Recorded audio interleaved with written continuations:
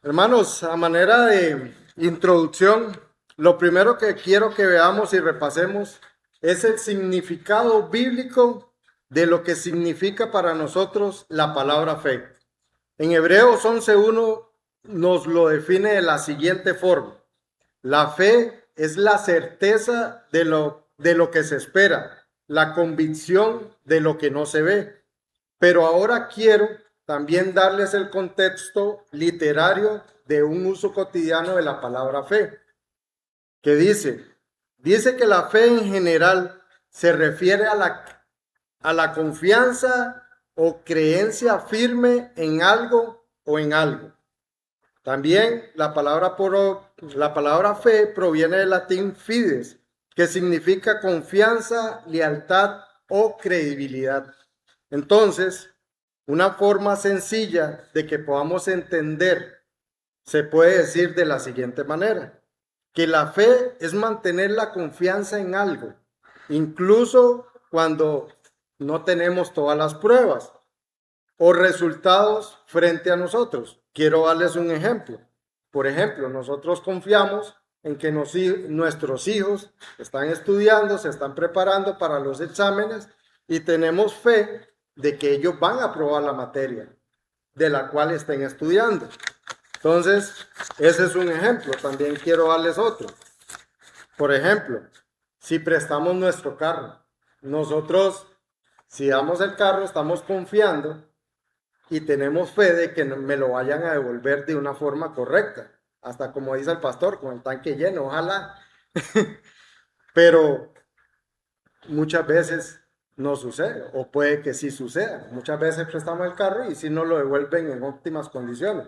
De hecho, pongo de ejemplo al pastor una vez que él me prestó la buseta para hacer un mandado, para ir a dejar a una hermana a donde ella vivía, y él confiaba y tenía fe de que yo le iba a devolver la buseta en óptimas condiciones. Él estaba tranquilo, él podía confiar en mí de que yo se le iba a entregar en óptimas condiciones. Entonces, hermanos, pudiéramos seguir con una lista larga, larga de ejemplos, pero, pero quiero decirles que a pesar de que los significados de uso cotidiano y, el significado bíblico de la fe son parecidos, pero sin duda hay una brecha muy grande en ambos significados. La fe cotidiana es una fe del mundo, pero la fe bíblica es un don de Dios. Y eso lo hace sumamente diferente y eso lo hace algo que hay una brecha y una diferencia muy grande. No habría forma, hermanos, de poder igualar la palabra de Dios. No había forma de poder igualarlas. La palabra de Dios dice que la fe es un don de Dios y esto no proviene de nosotros, esto proviene de Dios. Pero eso vamos a estarlo estudiando y aprendiendo un poquito más adelante. Ahora, hermanos, quiero darle un dato que a mí me gustó mucho porque yo lo investigué un poco y me preparé. El significado tiene una relación muy similar al Nuevo Testamento y esa mención se hace en Habacuc 2:4, que dice, el justo por la fe vivirá. Y Pablo de hecho utiliza mucho esa mención, pero a pesar de que el término no sea abundante, o sea, la palabra fe no sea abundante en el Antiguo Testamento, su uso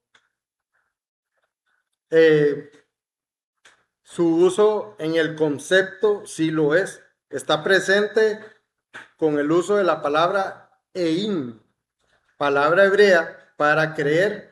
De hecho, la religión de los hebreos fue siempre una religión de esperanza, comenzando desde Abraham, quien creyó esperanza contra esperanza, por la cual su fe fue contada por justicia, dice en Romanos 4:18 y en 4:22.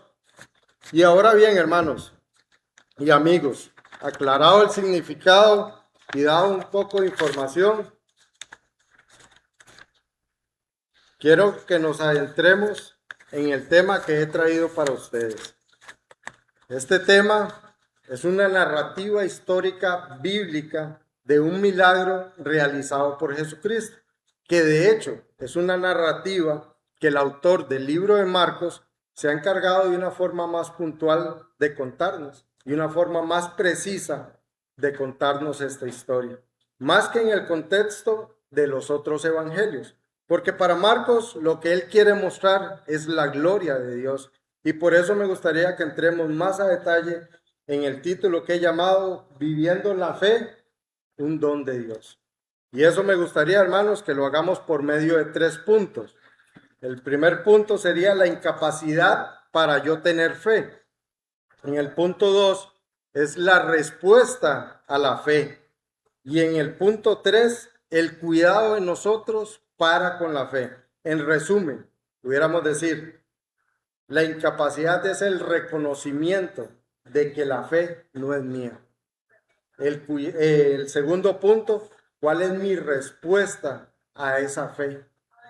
¿Cómo debo clamar, suplicar y buscarla? Y en el último punto, el cuidado. Debo cuidar mi fe, debo cuidarme de, como hemos aprendido, de las malas prácticas, de malas palabrerías y de cosas que hacen que nuestra fe se desvíe. Así que, hermanos y amigos, quiero que de manera más puntual nos adentremos en estos 3 puntos. Quiero que volvamos a leer Marcos 9, 17 al 19.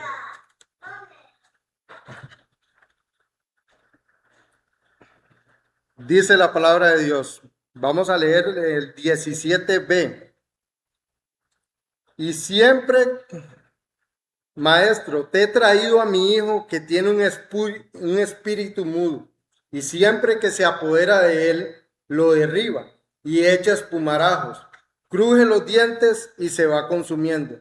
Dije a tus discípulos que expulsaran al espíritu, pero no pudieron. Jesús les dijo: oh generación incrédula, ¿hasta cuándo estaré con ustedes? ¿Hasta cuándo los tendré que soportar? Traigan al muchacho. Hermanos, en este texto, lo que quiero que prestemos atención es a la expresión que dice: oh generación incrédula, ¿hasta cuándo los tendré que soportar? ¿Hasta cuándo estaré con ustedes? Esta palabra incrédula nada más tiene un relacionado con no creer. El mismo significado de la palabra significa eso, incrédulo, es alguien que no cree. Alguien incrédulo que no cree en una falta de fe, que no tiene fe. Y quiero que vayamos a Deuteronomio 32:20. Esto es un ejemplo que generaliza el accionar de una generación incrédula.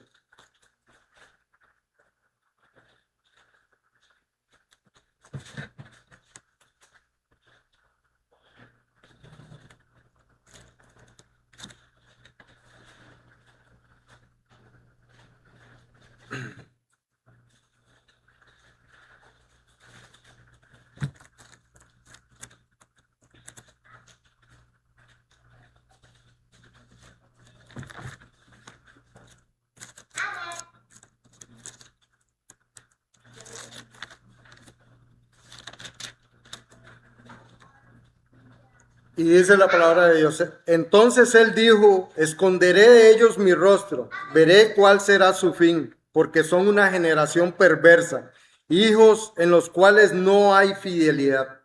En esta porción de las Escrituras podemos ver el uso que se le da a la palabra incrédula para justamente mencionar que son una generación perversa. Es increíble ver a un pueblo que fue esclavo durante 400 años, simplemente percibimos el mal de este pueblo, percibimos el pecado, la desobediencia, incluso llegaron a crear un becerro de oro y vemos a un pueblo totalmente apartado de Dios. En vez de estar agradecidos por la obra de Dios de libertarlos por medio de Moisés, lo que hacen es totalmente lo contrario. Ahora quiero que leamos otro ejemplo en Jeremías 5, 21 al 23.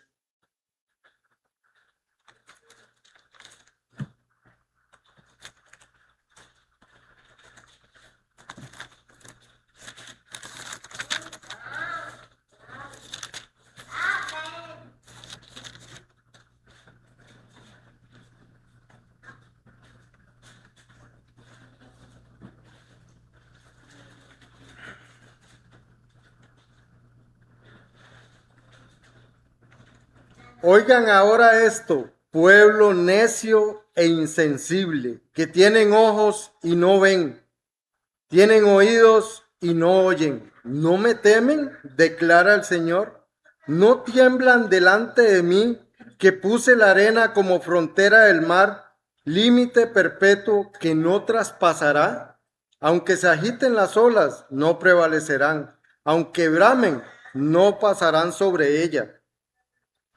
Pero este pueblo tiene un corazón terco y rebelde. Se han desviado y se han ido. Hermanos, nuevamente vemos otro ejemplo. Vemos al pueblo de Dios desviado, rebelde, desobediente y apartado de Dios. Estos ejemplos mencionados en Deuteronomio y Jeremías hablan directamente del pueblo de Israel, del pueblo de Dios. Y lo que tratan es hacer una alusión a que ese es el comportamiento de una generación incrédula. Pero ahora, hermanos y amigos y oyentes, lo que quiero traer a sus mentes es que esos incrédulos, esa generación incrédula de la que se habla, somos tú y yo, somos nosotros, somos esa aplicación, ese significado de ser incrédula, eso aplica directamente a nosotros. Oh generación incrédula, ¿hasta cuándo estaré con ustedes? ¿Hasta cuándo los tendré que soportar? Y es Dios haciéndonos un llamado de atención. Nosotros somos esa generación perversa, esa generación falta de fidelidad, esa generación necia e insensible. Y nosotros somos esos mismos faltos de fe. Porque realmente debemos entender, hermanos, que nosotros estamos muertos en nuestros delitos y pecados, que nuestra naturaleza caída nos hace incapaces de tener fe. Y debemos recordar lo que dice la palabra de Dios en Hebreos 11:6. Sin fe es imposible agradar a Dios. Y no solamente eso, hermanos. Ahora quiero que vayan conmigo a Apocalipsis 21:8. Es un uso que Juan le da un poquito más crítico, diría yo.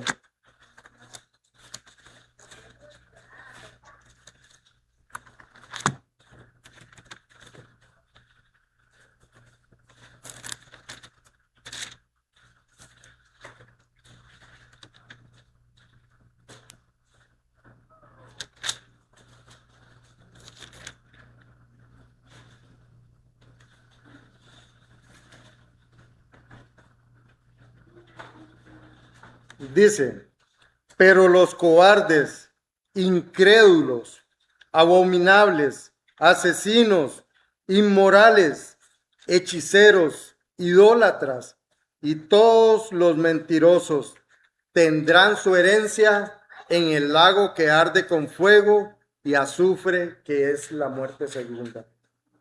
Hermanos, aquí vemos a Juan, creador del libro de Apocalipsis, utilizando la misma palabra que se utilizó en Marcos para incrédulos. Sin Cristo y siendo incrédulos, seremos condenados. No tendremos esperanza alguna y esta será nuestra herencia. Si seguimos siendo incrédulos, si seguimos dudando, si seguimos faltos de fe, hermanos, vamos a ser condenados. Y eso debería ponernos a pensar y reflexionar en que realmente necesitamos esa fe salvadora, esa fe que es poder de Dios, que es un don que proviene de Dios y que nos debería llevar al arrepentimiento mismo y que solamente, hermano, se puede lograr por medio de Cristo, por medio de aquel sacrificio de Jesucristo en la cruz del Calvario, donde Cristo entregó su vida para perdón de pecados y para salvar a almas. Que se arrepientan y clamen por esa fe que pueda agradar a Dios. Sin fe no agrada a Dios. No se puede agradar a Dios. Por eso debemos buscar el auxilio de Cristo. Y para eso, hermanos, quiero que vayamos al punto 2, que es la respuesta a la fe. Quiero que lean conmigo nuevamente en Marcos 9, 22 al 25.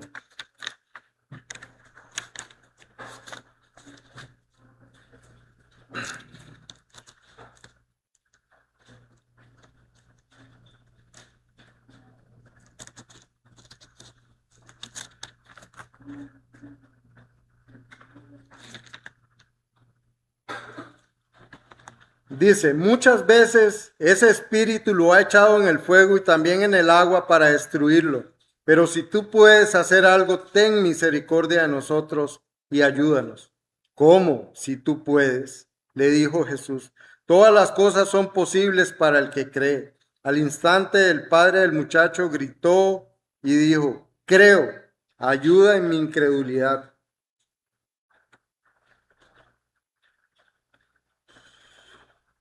Voy que me perdí. Cuando Jesús vio que la gente corría a reunirse, reprendió al espíritu inmundo diciendo, el espíritu mudo y sordo, yo te ordeno, sal de él y no vuelvas a entrar en él. Hermanos, quiero que prestemos atención a las palabras del muchacho, a las palabras del padre del muchacho, que dice, pero si tú puedes hacer algo, ten misericordia de nosotros y ayúdanos. En este segundo punto, lo primero que quiero que veamos es que efectivamente, hermanos, tenemos un padre desesperado, a un padre que desesperadamente clama por el auxilio de nuestro Señor y Salvador Jesucristo. Y queda en evidencia que está desesperado. Ya vimos en los textos anteriores que los discípulos no pudieron ayudarle. Y eso evidentemente lo desesperó más. Pero lo más increíble, hermanos, es que siento que el Padre está ciego. No es que no pueda ver, sino como una frase que utilizamos nosotros. Jay, no me vistes, estás ciego. Más o menos para que tengan la idea que yo he pensado. Sabemos que el hombre ha sufrido con esta situación del hijo, que es algo que lo tiene abrumado y cansado por todo el sufrimiento que le ha causado el demonio. Y además podemos ver que este demonio tenía planes de destruir por completo al joven y lo ha intentado desde la niñez. Entonces, pudiéramos decir lo siguiente, es muy probable que el joven se encontrase desfigurado, presentando mucho daño visible en todo su cuerpo. Además, otros sufrimientos del padre, como lo dijo el pastor Sugel Michelén, es muy probable que por el pensamiento de este padre pasó el hecho de saber que no podría ver a su hijo siendo un niño o un joven normal. Verlo en matrimonio, verlo que él pudiera formar una familia. Y eso, hermanos, posiblemente lo tenía todavía más devastado y a la vez ciego. ¿Por qué? Porque no podía entender y reaccionar a quien tenía al frente. Hermanos, tenía nada más y nada menos que a Cristo, a nuestro Señor y Salvador, el creador de la tierra y del universo entero, el Dios supremo hecho hombre, capaz y con el poder absoluto para hacer prácticamente lo que él estaba pidiendo. Pero, hermanos, debemos tener algo claro. Cristo es nuestro auxilio, es nuestro socorro. Él es nuestro Señor y Salvador. Él es nuestro refugio, sino que es un don de Dios, no por obras, para que nadie se gloríe. Hermanos, eso es sumamente hermoso. Saber que la fe no depende de nosotros, en lo más mínimo. No depende de nosotros. Es algo que Dios nos puede proveer. Y sin fe seguiríamos siendo incrédulos y jamás ni nunca tendríamos esperanza alguna. Pero ahora, hermanos, quiero que veamos la respuesta de Cristo al padre del joven. Vayan conmigo a Marcos 9:23 que dice, ¿cómo? Si tú puedes, le dijo Jesús. Todas las cosas son posibles para el que cree. Evidente, hermanos, esa es la respuesta de nuestro Señor y Salvador. Todas las cosas son posibles para el que cree. Es una evidencia de que Cristo lo único que quiere que veamos es a Él, que nuestra confianza esté en Él. No solamente que lo busquemos para algo momentáneo, no solamente que lo busquemos para algo pasajero, como lo ha mencionado el pastor, mi Toyota Prado, mi Hilux, mi casa. No, hermanos, ese no es el motivo. No, no es tampoco como dicen en otras iglesias, noche de sanación y milagros. No, hermanos, eso no es el, el cual debemos acercarnos a Él. Y mis pecados, mi maldad, yo no quiero que me la traten. Eso es lo que debería ponernos a pensar y el por qué deberíamos buscar a Cristo. Esta es la verdad, hermanos. Mi maldad no quiere que la traten. Mi alma, ¿cómo está mi alma? ¿Cómo está mi relación con Dios? Eso realmente debería importarnos más que buscarlo por un simple y pequeño milagro. Porque mi situación económica, uy, la otra semana sea rico. No, hermanos, ese no es el sentido. Ese no es la respuesta que deberíamos buscar. Por eso, la respuesta de nuestro Señor y Salvador Jesucristo fue: todas las cosas son posibles para el que cree. Es por eso que toda nuestra confianza debe estar depositada en Él y solamente en Él. Como lo decía antes, Él es nuestro todo, nuestro auxilio, nuestro refugio. ¿Qué más necesitamos si lo tenemos a Él? Hermanos, yo sé y reconozco que estamos en un mundo caído, lleno de pecado, lleno de maldad, de guerra, hambres, tristeza, llanto, sufrimiento, muerte y muchas cosas más. Pero Él nos da esta respuesta en medio de todo ese dolor. Todas las cosas son posibles para el que cree. Hermano, a Él debemos ir, en Él debemos confiar. No hay más. No hay más. Él es nuestro refugio. Cristo es nuestra esperanza de vida. Esperanza contra esperanza, dice la palabra. Hermano, Cristo es el cumplimiento de todas las promesas de gloria. Él prometió que nos iba a sostener en medio de cualquiera que sea nuestra situación. Ya sea de alegría, ya sea de tristeza, ya sea de riqueza, ya sea de pobreza.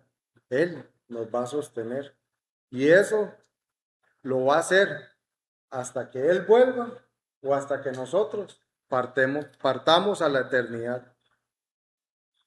Y lo más importante, por el cual deberíamos buscarlos, de que por medio de Él proviene la fe. A Él debemos ir. Y nuestra respuesta debería ser la siguiente. Esta debería ser nuestra respuesta a la respuesta que Cristo nos ha dado. Quiero leer para ustedes que para mí es una expresión de auxilio. Dice Marcos 9:24. Al instante, el padre del muchacho gritó y dijo: creo, ayuda a mi incredulidad. Eso es hermoso. Es un reconocimiento directo, un reconocimiento de la necesidad del Padre, reconociendo que Él es deudor, de que Él no tiene la capacidad de tener la fe que Cristo demanda. Él reconoció y entendió que su fe era débil, que muy probable era que su fe no estaba al alcance de lo que él necesitaba. Pero este es el reconocimiento sincero de su debilidad. Y como ya había entendido con quién estaba, hizo un clamor digno de arrepentimiento. Creo, ayuda a mi incredulidad. Él reconoció y por fin abrió los ojos y dijo, tengo a Cristo, lo tengo enfrente y le estoy pidiendo solamente un milagro. No, ahora entiendo. Él dijo, creo, Señor, pero inmediatamente él dijo, ayuda a mi incredulidad. Él sabía que era débil, él sabía, estaba reconociendo su pecado, estaba reconociendo su maldad, estaba reconociendo que era débil, que no era digno de esa fe. Así deberíamos sentirnos nosotros, deudores, diciendo, yo soy ese pecador, yo soy ese deudor. Y por eso debemos clamar a Dios por misericordia, por gracia, por su favor inmerecido para con nosotros. Esa fe, clamar por esa fe que salva. Y tal vez ustedes me preguntarán, ¿y hasta cuándo he de clamar? ¿Hasta cuándo lo buscaré? Y yo le diría, hermano y amigo, clame hasta que Él responda favorablemente, porque eso es lo que Él quiere. Y quiero que veamos este ejemplo en Mateo 20, 30 al 31. Es un ejemplo de lo que les estoy diciendo, de ese clamor, de esa búsqueda que debe ser hasta que Él responda.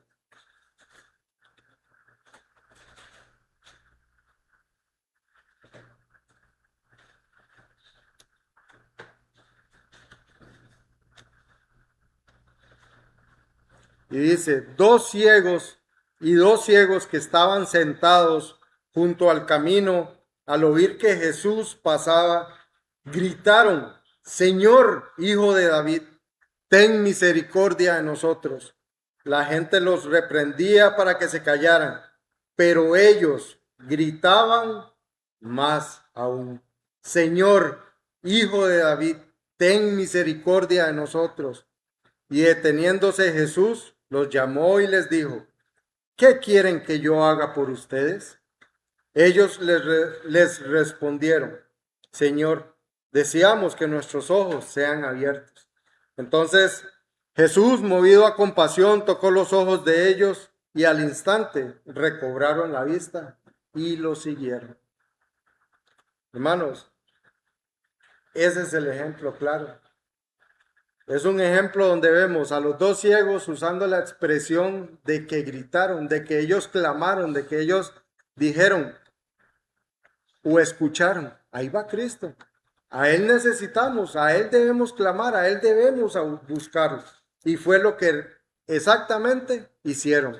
Clamaron, un clamor de un grito. No vamos a gritar en nuestras casas, pero es la forma. Debemos clamar. El padre y los dos ciegos utilizaron la misma expresión. Entendieron que eso era lo que debían hacer, clamar y suplicar. Y al igual que ellos, nosotros, con un corazón sincero y arrepentido, debemos clamar. Así como dice en su palabra, pidan y se les dará, busquen y hallarán, llamen y se les abrirá. En eso, hermanos, esa es nuestra responsabilidad. Esa es nuestra normativa a seguir. Porque si no estamos dispuestos a clamar y suplicar por nuestras almas, como lo hicieron el padre y los dos ciegos, debemos recordar, hermanos, que lo único que nuestro pecado quiere hacer es destruirnos. Al igual, lo quiere hacer al igual que lo quería hacer con el muchacho desde la niñez. Como dice Marcos 22, 9, 22. Muchas veces ese espíritu lo ha echado en el fuego y también en el agua para destruirlo. Esa es la intención del pecado. Eso es lo único que quiere hacer, es destruirnos, es condenarnos. Por eso debemos clamar, por eso debemos buscar a Dios, para que Cristo, por medio de Cristo, Él sea nuestro auxilio y nuestro socorro, para que Él nos conceda esa fe que salva. Y ahora, hermanos, quiero que vayamos al tercer punto, el cuidado que debemos tener con la fe. La fe y la salvación no se pierden, hermanos, pero debemos cuidarla. No podemos descuidarla, no podemos decir, bueno, ya Dios me salvó y andar por el mundo sin preocuparnos de que debemos cuidar esa fe. Quiero que leamos el versículo 28 de Marcos 9. Dice, cuando Jesús entró en casa, sus discípulos le preguntaron en privado, ¿por qué nosotros no pudimos expulsarlo? Jesús les dijo, esta clase no puede salir sino con oración.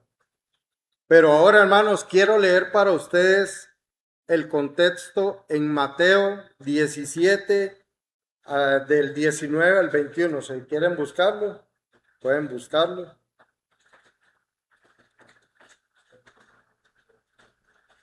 Es el contexto de la historia que estamos leyendo, pero Mateo lo hace con un énfasis mucho mejor. Nos lo explica también de una manera más puntual y con mejor entendimiento. Y dice Mateo, entonces los discípulos, llegándose a Jesús en privado, dijeron, ¿por qué nosotros no pudimos expulsarlo? Y él les dijo, por la poca fe de ustedes. Porque en verdad les digo que si tienen fe como un grano de mostaza, dirán a este monte, pásate de aquí para allá, y se pasará, y nada les será imposible. Pero esta clase no sale sino con oración y ayuno. ¿Vieron? ¿Vieron, hermanos? Qué hermoso. Mateo, de la forma en que Mateo nos ayuda para poder entender lo que Marcos nos lo decía. Ahora, podemos ver, leer y entender que fue por la poca fe de ellos. Fue por la poca fe que ellos no pudieron echar al demonio fuera. Fue por la poca fe que no pudieron ayudarle al padre de familia a echar fuera al demonio. Pero ahora quiero ayudarles un poquito más y quiero que vayan conmigo a Marcos 6, 7.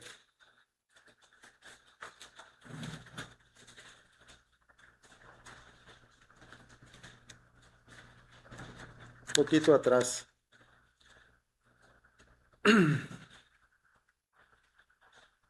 Dice Marcos 6, 7.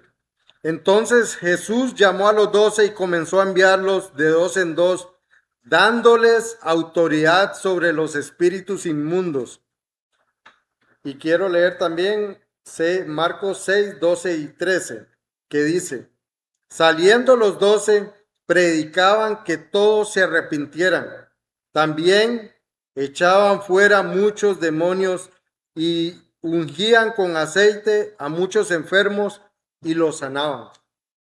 Hermanos, lo que quiero que vean en estos textos es que ellos tenían el poder para expulsar demonios.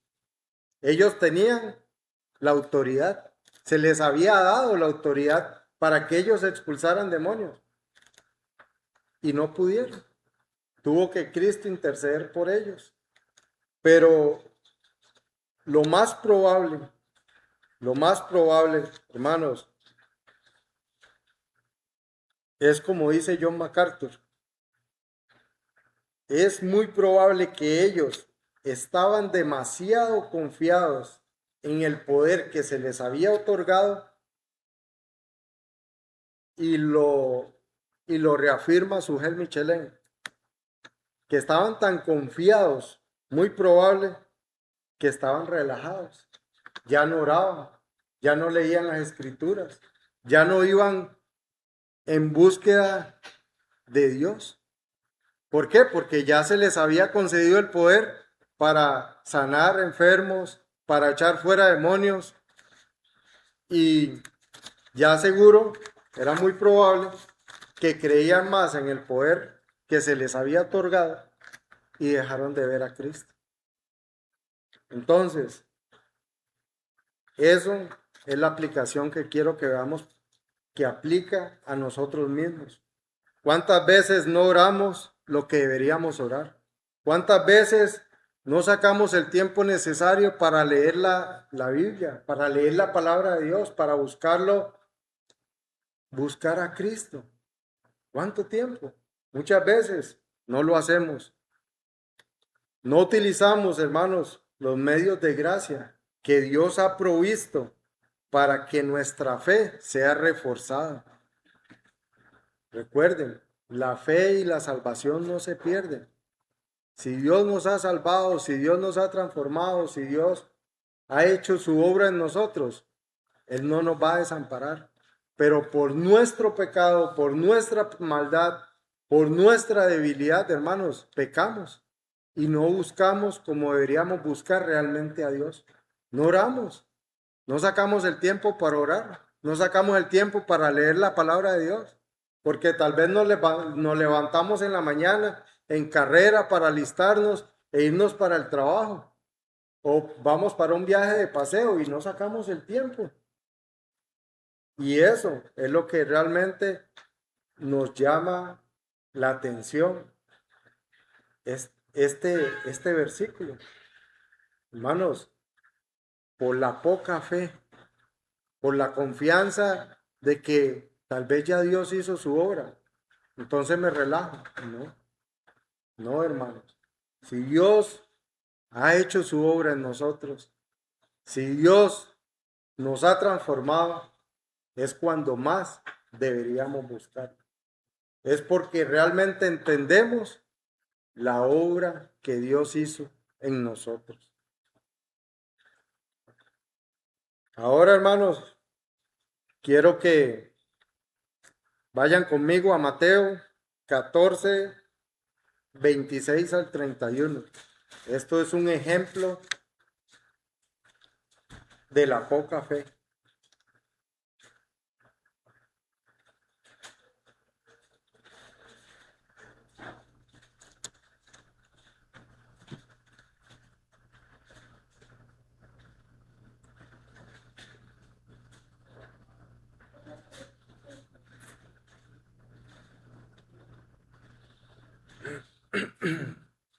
Y dice la palabra de Dios: y los discípulos, al ver a Jesús andar sobre el mar, se turbaron y decían: ¿es un fantasma?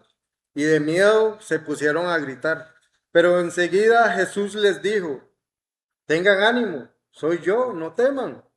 Y Pedro le respondió: Señor, si eres tú, mándame que vaya a ti sobre las aguas. Ven, le dijo Jesús. Y descendiendo Pedro de la barca, caminó sobre las aguas y fue hacia Jesús. Pero viendo la fuerza del viento, tuvo miedo, y empezando a hundirse, gritó: Señor, sálvame.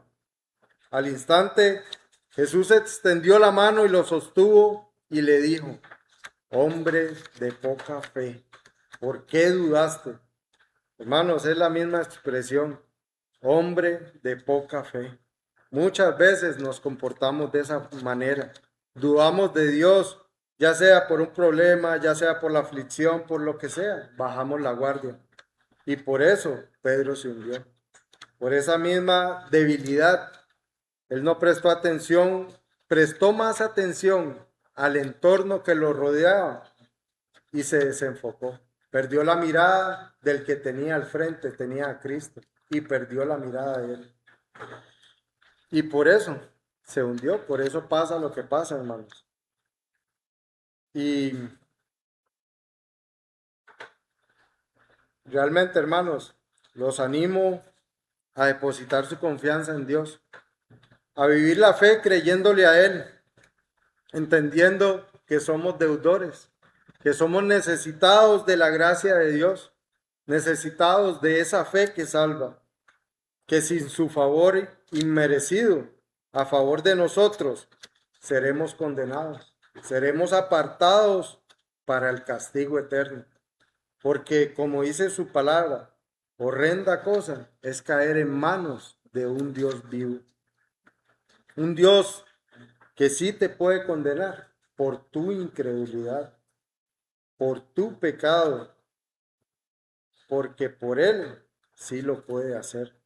Por eso debemos buscarlo, clamar por el sacrificio de Jesucristo, para que pueda aplicar a nuestras vidas, para que la sangre que fue derramada por Cristo en la cruz del Calvario aplique a mi vida, para que Él me pueda transformar y así ser salvado, para que su obra transforme mi mente, mi corazón y mi alma, para darle honra y gloria como Él se lo merece. Y como dice su palabra en Lucas 15:10, de la misma manera les digo que hay gozo en la presencia de los ángeles de Dios por un pecador que se arrepiente. Hermano, esa es nuestra responsabilidad. Debemos clamar. En resumen, debemos entender, somos incrédulos, somos deudores delante de Dios y por esa incredulidad podremos ser condenados. Por eso debemos prestar atención y reconocer que nuestra condición es de pecado, de maldad, y por eso debemos clamar y suplicar por el auxilio de nuestras almas. Debemos ver y entender que estamos ante un Dios santo, justo y misericordioso, capaz de interceder por mí, por medio de Cristo, y darme la fe que necesito para conocerlo y para darle la gloria como Él se lo merece. Y por último, hermanos, recordar que si nos descuidamos, si bajamos la guardia, nos vamos a hundir como Pedro. Si prestamos atención a lo que nos rodea, a la aflicción, a todo lo que pueda pasar, hermanos, nos vamos a hundir como Pedro. Hermanos, y les doy mi ejemplo. Yo tengo aproximadamente un mes sin trabajo. Y si yo me descuido, le voy a prestar más atención a que estoy desempleado, a que estoy sin plata, a que no tengo trabajo, y me voy a desenfocar de lo que realmente importa, que es Cristo. Eso es lo que realmente debería importarnos. No es si estoy sin trabajo. Como ha dicho muchas veces el pastor, el trabajo del desempleado es buscar trabajo. Y es lo que me corresponde. Y depositar mi confianza en Dios. Él sabrá lo que hace. Si me tiene todavía sin trabajo es porque Él quiere, no porque yo no estoy saliendo. Yo he salido a buscar trabajo. He metido currículum. Pero esa es la voluntad de Dios. Yo debo confiar en Él. Él está haciendo lo que Él tiene que hacer. Él está sentado en el trono. Y eso debe ser mi refugio. A Él debo buscarlo, a Él debo clamar, a Él debo suplicar, porque Él me auxilia. En algún momento, en la gracia de Dios y en la voluntad de Él, yo tendré trabajo. Podré nuevamente sostener mi hogar. Y así es, hermanos. Y por eso quiero animarlos, los unos a los otros. Utilicemos los medios de gracia. Busquemos la palabra de Dios, refugiémonos en ella. Clamemos, oremos, busquémoslo a Él. Por eso, hermanos, en la lectura inicial que tuvimos, es un recordatorio de los que permanecieron fieles, de los que permanecieron en fe, viendo al invisible. Y esa lista es exhaustiva. Esa lista no tiene fin. Pero había que sentarnos y leer una pequeña porción, porque si no, pasaríamos, como dice la palabra de Dios, no haría los libros para leer tantos hermanos en fe.